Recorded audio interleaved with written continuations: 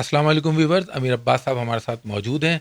Sir, Bangladesh में जो अवामी इनकलाब आया है वो उसकी आहट सुना अब पाकिस्तान में भी पहुंच गई है। सोशल मीडिया पर ऐसी वीडियोस गर्दिश कर रही हैं जिनमें पाकिस्तान के भी मुख्तलिफ तालीमी इदारों से तलबा बाहर निकल आएँ और वो उनमें ज़्यादातर सपोर्टर तहरीक इंसाफ के हैं, तो वो इमरान खान साहब की रिहाई का और मुख्तलिफ हुकूमत की पॉलिसीज़ के ख़िलाफ़ वो एहतजाज कर रहे हैं। तो आप क्या समझते हैं कि हालात वाकई उस तरफ जा रहे हैं? हालात तो उस तरफ जा रहे हैं, इसमें कोई शक नहीं है। देखें, जो जब तब्दीली आती है ना, तो इसे हम कहते हैं, एक होता है डोमिनो इफेक्ट। ये डोमिनो इफेक्ट की इस्तेलाह इस्तेमाल हुई थी जब सोवियत यूनियन और अमेरिका के दरमियान सर्द जंग जारी थी और मुख्तलिफ मुल्कों में, जिन मुल्कों में सोवियत यूनियन की हामी हुकूमतें कायम थीं, अमेरिका उन हुकूमतों में रजीम चेंज कर रहा था, उन हुकूमतों को गिरा रहा था, अपने मर्जी की हुकूमतें ला रहा था। तो उस वक्त पर एक इस्तेलाह इस्तेमाल हुई, डोमिनो इफेक्ट। डोमिनो इफेक्ट का मतलब यह है कि कुछ चीज़ें जैसे बोतलें कतार में पड़ी हैं ना, आप एक बोतल को गिराएं, वो दूसरी बोतल पे गिरेगी, दूसरी तीसरे पे गिरेगी, यूं सारी बोतलें गिर जाएंगी कतार में। अब डोमिनो इफेक्ट है, पूरी दुनिया में हलचल है इस वक्त, नौजवान चीज़ों को अपने हाथों में ले रहे हैं। बरतानिया में जो फसादात है उनमें भी एक बड़ा तबका नौजवानों का है। वो गलत है, वो वहाँ पे लोगों के साथ उनके कारोबार को तबाह करना, लोगों के घरों को तबाह करना, वो फसादात हैं, वो कोई सियासी तहरीक नहीं है। लेकिन नौजवान हर जगह पे एक्टिव होना शुरू हो गए हैं। कहीं नेगेटिवली एक्टिव होंगे, कहीं पॉजिटिवली एक्टिव, लेकिन ज्यादातर पॉजिटिवली एक्टिव हो रहे हैं। बांग्लादेश में वहां का जो वो इफेक्ट है ना, वो अब इधर आना शुरू हो गया पाकिस्तान की तरफ।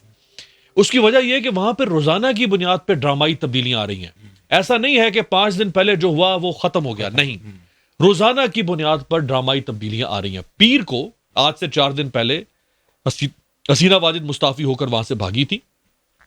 रोजाना की बुनियाद पे कुछ हो रहा है। मसलन कल उन्होंने वहां के जो इंटेलिजेंस चीफ है, जो कि हसीना वाजिद का खासुल खास आदमी था, दस्ते राज था, जिसने हसीना वाजिद के कहने पे कई लोगों को अगवा किया, उठाया, मारा, तशद्दुद किया, major general Ziaul Ehsan, major general Ziaul Ehsan, और साथ उनका एक और भी नाम का बंगाली हिस्सा है, उसको गिरफ्तार किया। गिरफ्तार करने का बड़ा दिलचस्प मंजर था, ड्रामाई अंदाज था। देखें, वो एमिरेट्स एयरलाइन है 585, उस पर सवार हुआ है हजरत शाह जलाल इंटरनेशनल एयरपोर्ट। वहां से जहाज टैक्सी करता हुआ बोर्डिंग ब्रिज, जिस पुल से जहाज में आप सवार होते हैं, वहां से जहाज टैक्सी करता हुआ और रनवे पर आ गया। रनवे पे, जहां पे जहाज, वो पायलट थ्रॉटल देता है और जहाज टेक ऑफ करता है। जहाज टेक ऑफ करने लगा, रनवे पे जहाज को रोक लिया गया, रोक के वापस उसको लाया गया, वापस जहाज को लाके दोबारा बोर्डिंग ब्रिज के साथ जोड़ा गया, और अंदर से मेजर जनरल, जो उसकी इंटेलिजेंस चीफ का हेड, इंटेलिजेंस चीफ है हसीना वाजिद के, उसको भरे जहाज में से पकड़ के बाहर लाए, उसे गिरफ्तार किया और बाकी जहाज को कहा आप जाएं, टेक ऑफ करें। फिर उसका जो वजीर खारजा था, हसन महमूद या हुसैन महमूद, उसे गिरफ्तार कर लिया। उसका वजीर इत्तलात जुनैद अहमद, उसे गिरफ्तार कर लिया है। इसके अलावा जो नौजवान हैं, उन्होंने मुल्क को अपने हाथ में ले लिया है। सफाई मुहिम शुरू कर दी है नौजवानों ने, ट्रैफिक कंट्रोल कर रहे हैं, वो जबरदस्त मुजाहरा कर रहे हैं, तंजीम का जबरदस्त मुनज्जम होकर मुजाहरा कर रहे हैं। ऐसा नहीं कि फसादात शुरू हो जाएं मुल्क में। मुलाजमीन जो है सर, वो भी उठ खड़े हुए हैं, वो उठ खड़े हुए सरकारी इदारों में, क्योंकि उन्होंने तैनातियां की थी अपने मर्जी। जी जी जी जी, और अपनी मर्जी के लोग जो आप बिठाएंगे, वो फिर करप्शन करेंगे, वो अकरबा परवरी पैदा करेंगे। अब जो वहां का सेंट्रल बैंक है, जैसे हमारा स्टेट बैंक है, सेंट्रल बैंक के 5 डिप्टी गवर्नर्स को फारिग कर दिया उन्होंने। जो आईजी, जैसे हमारे IG police, IG Punjab, IG Sindh, जो वहां का आईजी है, उसको फारिग कर दिया है। जो कमिश्नर, पुलिस कमिश्नर है, उसको फारिग कर दिया है। जो डीजी पुलिस है, उसको फारिग कर दिया है। तो ये रोजाना की बुनियाद पर वहां ड्रामाई तब्दीलियां हो रही हैं। और प्रोफेसर डॉक्टर मोहम्मद यूनुस, जिसको कहा जाता था गरीबों का बैंकर, जिसने वहां एक ऐसा मुआशी निजाम दिया कि गरीब आदमी कैसे मुस्तफीद हो सकता है, वो पेरिस से लैंड कर चुके हैं और मुमकिन है कि शायद आज रात वो ऐलान कर दें और उनकी हल्फ बर्दारी भी आज रात हो जाए। ये जो तब्दीलियां आ रही है ना रोजाना की बुनियाद पे, इनका रिपल इफेक्ट, इसको रिपल इफेक्ट कहते हैं, वो अब यहां पर महसूस हो रहा है पाकिस्तान में।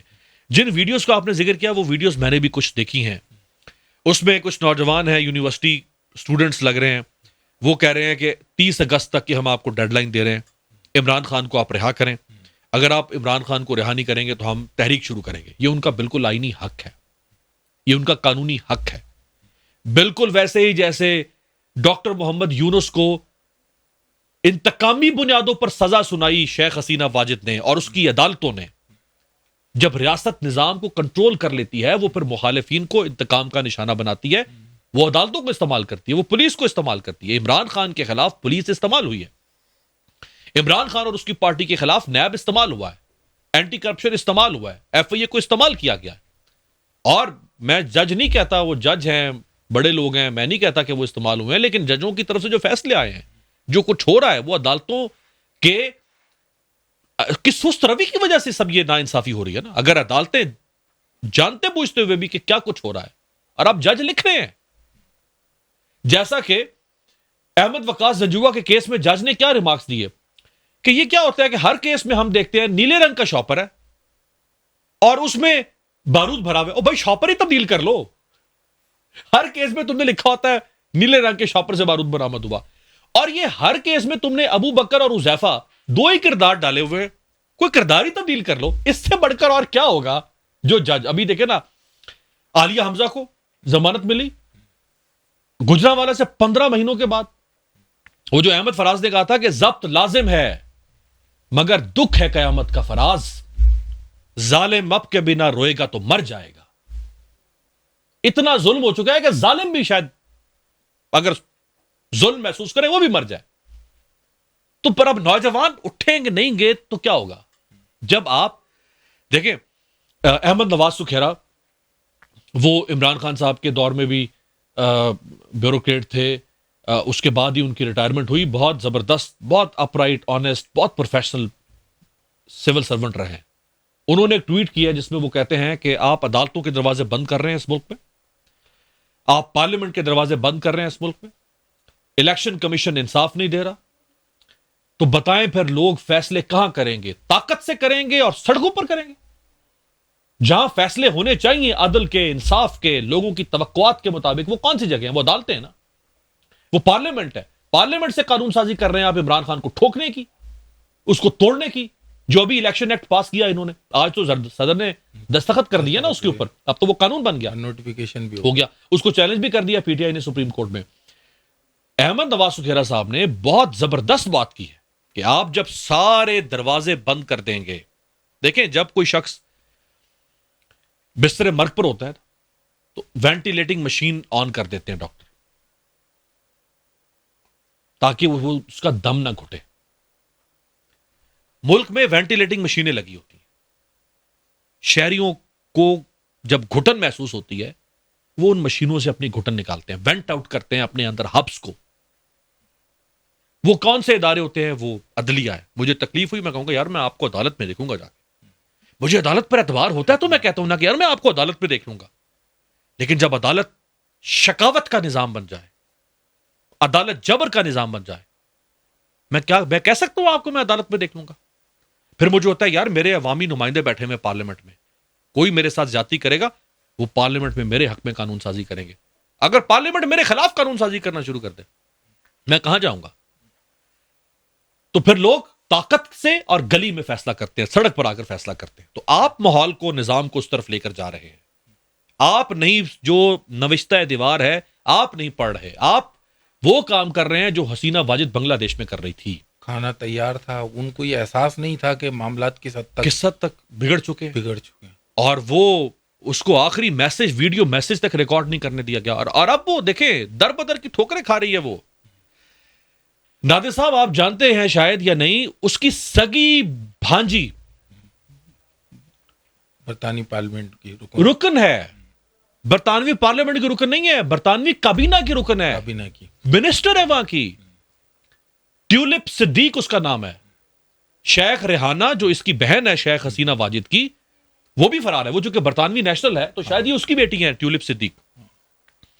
उनको वो अपनी खाला की नेशनलिटी नहीं करवा पा सकती है, वो उसको सियासी पनाह नहीं दिलवा पा रही है। अमेरिका ने वीजा मंसूख कर दिया है, बरतानिया उसको सियासी पनाह देने को तैयार नहीं है। भारत पर बांग्लादेश की कौम दबाव डाल रही है कि हमारी मुलजिमा हमें वापस की जाए। शेख हसीना को भी वापस करो, शेख रेहाना को भी वापस करो। और अब शायद सुनने में आ रहा है कि ये अब किसी खलीजी रियासत में कोशिश कर रही है कोशिश कर रही है कि इसको कहीं मिडल ईस्ट में जाके किसी गल्फ स्टेट में पनाह मिले, सऊदी अरब इसको पनाह दे दे, यूएई पनाह दे दे इसको सियासी, कहीं कतर, कुवैत, ओमान में इसको सियासी पनाह मिल जाए। जो चंद मिनट पहले उस हसीना वाजिद जिसका गरूर, जिसकी तमकनत, जिसका कर्रो फर, जिसकी जो है वो रौनत, फिरौनियत जिसकी, वो सूरज सवा नेजे पर था उसको एहसास नहीं था कि हाउस ऑफ कार्ड्स की तरह मेरे नीचे से इख्तिदार खिसक रहा है। वो रेत पर बैठ के वो कह रही थी इनको मार दो, इनको ठोक दो, इनको उठा दो, ये दहशतगर्द है। अभी कुछ लोग 8-8 साल पुराने लोग, 10-10 साल लोग पहले जिनको उठाया गया, जिन्हें गिरफ्तार किया गया, जिनको अकूबत खानों में रखा, जिनकी गिरफ्तारियां नहीं डाली गई, जिन पर तशद्दुद किया गया, आज वो लोग रिहा हो रहे हैं, उनके ऑर्डर्स किए जा रहे हैं, इनको छोड़ो, उनको छोड़ो। खालिदा जिया जैसे यहां इमरान खान ऑपोजिशन की सबसे बड़ी लीडर, ऑपोजिशन की सबसे बड़ी पार्टी की हेड, उसको रिहा कर दिया। देखें, आप अगर गलत करेंगे तो मुख्तलिफ माशरे के तबके उठेंगे, वकील उठेंगे।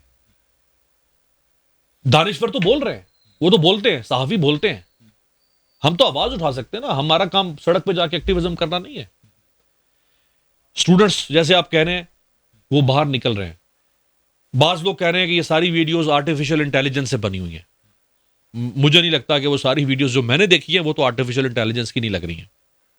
वो तो वाकई उसमें लग रहा है कि नौजवान हैं जो ये मैसेज दे रहे हैं कि 30 अगस्त तक इमरान खान को रिहा कर दें, अगर रिहा नहीं करेंगे तो फिर हम सड़कों पर आएंगे। तो सर, इमरान खान साहब तो खुद आप कह रहे हैं, ऐसा लगता है कि वो हल की तरफ जा रहे हैं। जो लोग कह रहे हैं, जिस खबर को जी उन्होंने मशरूत माफ़ी का ऐलान कर दिया, वो तो वही बात है जो वो शुरू से कह रहे हैं कि आप तहकीक करें और अगर कोई कसूरवार है उसको सज़ा दे दें। लेकिन वो भी साथ ये भी कह रहे हैं कि हालात ठीक नहीं है, ऐसा लगता है कि कुछ बड़ा होने वाला है। उन्होंने कल जो बात की उसको वैसे नून लीग, पीपल्स पार्टी, इनके इत्तेहाद को और इनके जो मुख्तलिफ मीडिया में भोंपू सहाफ़ी हैं और इन्फ्लुएंसर्स हैं उनको दाद देनी पड़ेगी। वैसे कल इन्होंने कमाल स्पिन किया है इमरान खान के स्टेटमेंट को, बड़ा जबरदस्त खेला है इन्होंने। प्रोपेगेंडा, झूठा प्रोपेगेंडा इन्होंने कल इमरान खान के खिलाफ कमाल किया है। देखें, तारीफ करनी चाहिए, कोई गलत काम भी कर रहा है, अच्छा काम कर रहा है, उसकी तारीफ बनती है। कि कल इन्होंने इमरान खान की स्टेटमेंट को जिस तरह पोर्ट्रे किया है, इमरान खान ने वो बात की ही नहीं उस तरह से। प्रोपेगेंडा की ताकत है ना कि वो बात का सियाको सबा की तब्दील कर सकता है। इसीलिए तो हिटलर ने एक प्रोपेगेंडा मिनिस्ट्री बनाई थी और जोसेफ गोइबल्स उसका वजीर प्रोपेगेंडा था। दुनिया में पहली दफा हुआ कि किसी हुक्मरान ने मिनिस्टर फॉर प्रोपेगेंडा रखा था। ये इतना ताकतवर चीज है। कल जो स्टेटमेंट इमरान खान ने दी है, ये वही स्टेटमेंट है जो वो 1 साल से बल्कि 15 माह से दे रहे हैं, सिर्फ अल्फाज तब्दील है, वरना मौकिफ वही है। इमरान मौकिफ तब्दील नहीं हुआ, इमरान खान ने कोई यू टर्न नहीं लिया।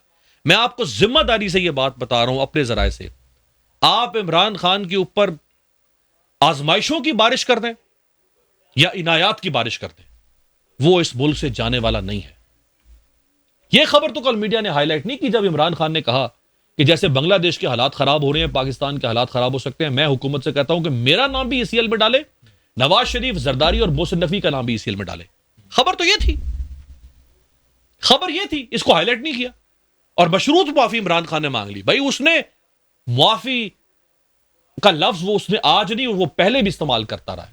लेकिन इमरान खान ने हमेशा यह कहा कि अगर आप ये कहते हैं कि मैंने या मेरी पार्टी ने कुछ गलत किया है, आप ये कह रहे हैं ना मुसलसल कि मैंने साजिश की और मेरी पार्टी ने उस साजिश को एग्जीक्यूट किया, तो मुझे इसका सीसीटीवी सबूत दिखा दें, सेफ सिटी कैमरास दिखाएं, लोग वहां कैसे पहुंचे, लीड कौन कर रहा था, पहला कंकर किसने मारा, आग किसने भड़काई, जोश किसने दिया, ये लोग सारे दिखाएं ना हमें आप।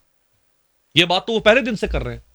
फिर उन्होंने कल ये बात भी की जिसको मीडिया ने हाईलाइट नहीं किया कि मैं तो बारहा ये बात कर चुका हूं कि आप जुडिशियल इंक्वायरी बनाएं। जुडिशियल इंक्वायरी क्यों नहीं बिठाते आप? अगर मैं गलत हूं तो मुझे भागना चाहिए ना इंक्वायरी से। मैं खुद आपसे कह रहा हूं कि आप जुडिशियल इंक्वायरी बिठाएं मेरे खिलाफ, मैं उसमें पेश होने को तैयार हूं। मेरी पार्टी उसमें पेश होगी, और अगर हम गलत होते हैं तो आप सजा दें।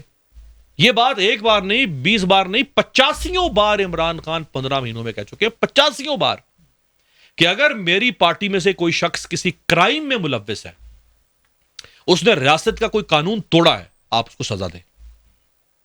जब आप उसको सजा दे देंगे तो फिर आपने इंसाफ कर दिया ना।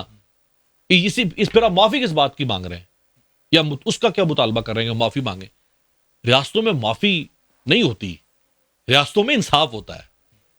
यह माफी पंचायतों में हुआ करती है, यह ट्राइबल सोसाइटीज में होती है माफी। और तनाज़ात हल करेंगे तो ही फिर आगे बढ़ेंगे सब।